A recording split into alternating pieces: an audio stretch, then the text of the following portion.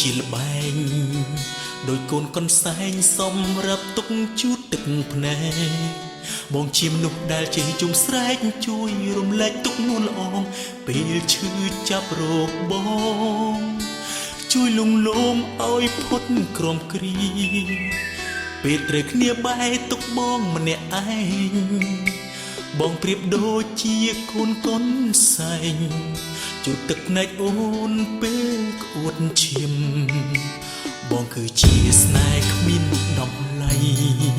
សម្រាប់ចិត្តស្រីរបស់ដែលគ្មានវិញ្ញាណស្មានថាបងមិនចេះប្រច័ណ្ឌខឹងយល់ខុសហើយណាប្រលឹងពេលនឹងបងចំបែកសប្បាយកើតទុកដូចគេឯងហើយចេះខឹងនឹងអូនទៅស្នេហ៍គេសុំមាសមេឈប់គិតទៅណារូបរាងរាជារបស់លេងបងមានដួងចិត្តស្នេហ៍ស្មោះពិតលើរូបស្រីចរណៃទៅមានអ្នកផ្សេងបងឈឺព្រោះជីវ៉ារូបអូនឈឺចាប់ពេលណាហើយរៀមរាមកប្រឡែងទុកបងដូចដៃស្ដាំឆ្វេងជូតទឹកភ្នែ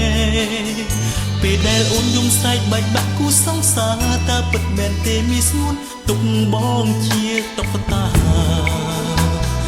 ទុកគ្រាន់លួងចិត្តមាសមេពេលដែលជួបរឿងខូចចិត្តរួមរឹតស្នេហាដែលបោកប្រាំ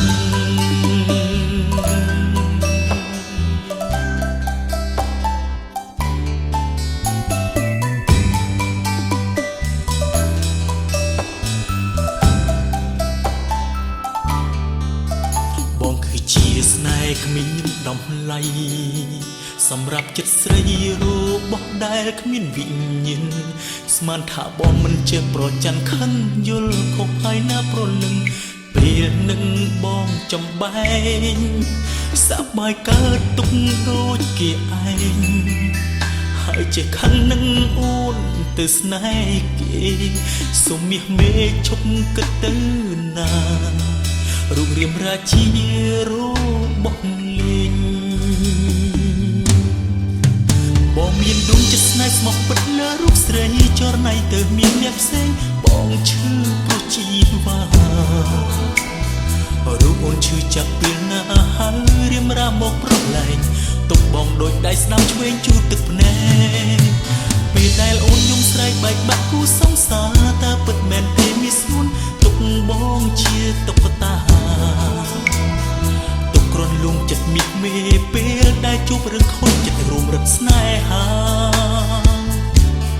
ដែលបោកប្រាំ